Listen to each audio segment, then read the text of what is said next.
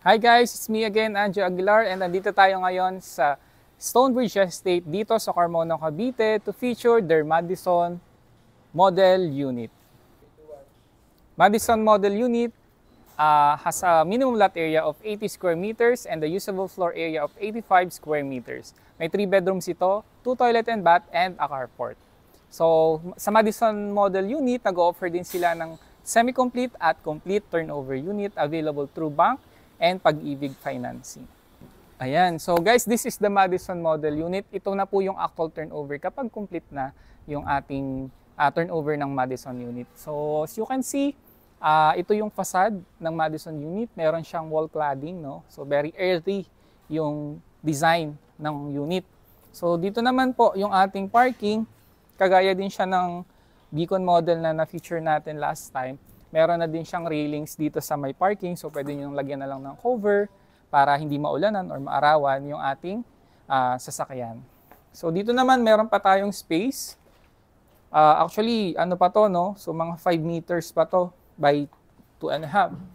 So nasa inyo na siya. Nasa inyo na kung ano yung pwede nyo gawin dito. Pwedeng service area or laundry area or extension ng ating kitchen. So yan. Dito naman sa front, meron tayong spacious pa na pocket garden. Pwede natin gawing coffee table area or gawan lang natin ng maliit na garden dito sa may side. Diba? Gagawin na lang natin siya ng landscape.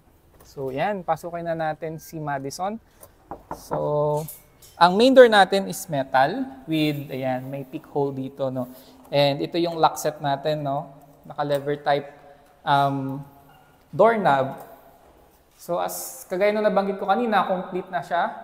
Complete turnover na siya, naka-tiles na siya, 60 by 60 ceramic tiles. And yung mga windows po natin is aluminum type sliding windows. Ayan. So naka-lock naman siya. Alright. So this will be your kitchen area.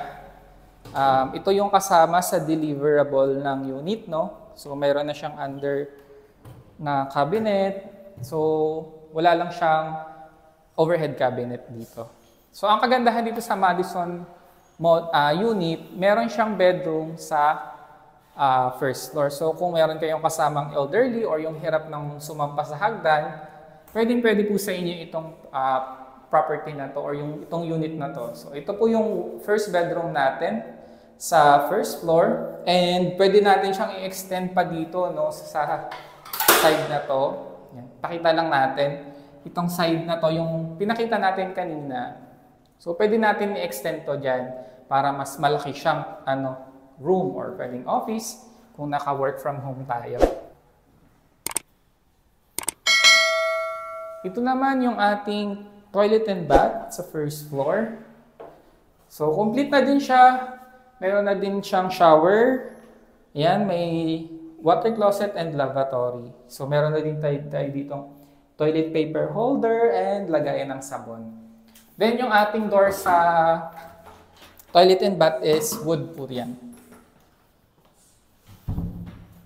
Yan, let's go naman. Ay, pakita din natin yung ceiling, no? So, naka-metal roof deck. Naka-metal deck po yung natin, yung ceiling dito sa first floor, no? Pero painted naman na siya and naka-ready na po yung mga para sa light bulb.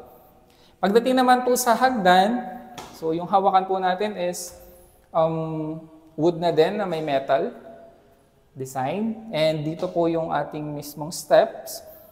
Solid wood na din naman po siya. So masarap siyang hakbangan, hindi masakit sa tuhod.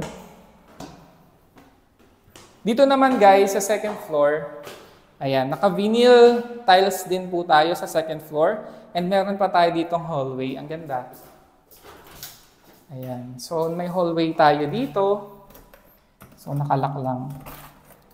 Ayan. So, pasukin muna natin itong first bedroom dito.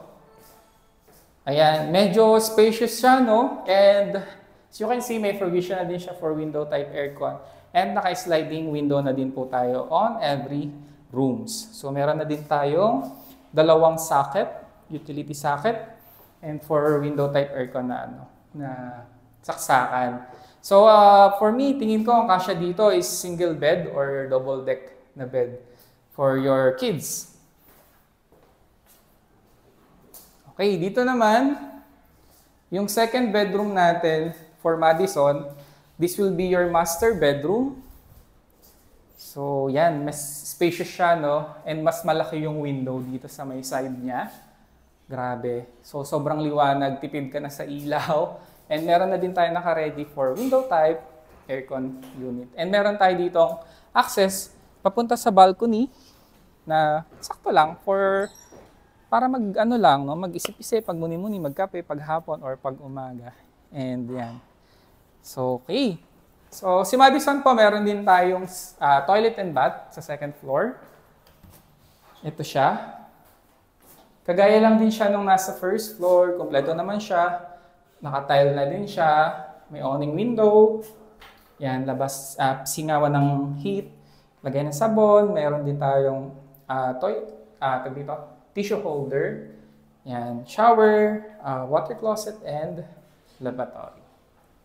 Yan. So, ang kagandahan naman dito sa Madison, meron siyang other side na balcony dito sa may likod. Wherein, you can use it as siguro additional room kung medyo malaki yung family nyo, yung member ng family nyo, and you can convert it into additional bedroom. Or kung hindi naman, pwedeng dito yung magiging family area nyo or yung tambayan nyo lang paghapon. So, wherein you can extend pa rin naman dito sa side na to. So, mas ma-maximize natin yung space ni Madison unit. So, ang ganda, di ba? And yan. So, for the price naman and computation nitong Madison unit, ipa-flash na lang din natin sa screen yung updated and updated computation and pricing nitong Madison unit. So, kung nag-work kayo sa Manila, like sa Alabang, so 15 to 20 minutes lang po ito going to Alabang, no? Kasi si Stonebridge Estate is located in Carmona and 5 to 10 minutes away lang po ito sa Carmona exit via SLEX. So, sobrang accessible po nito going to Manila.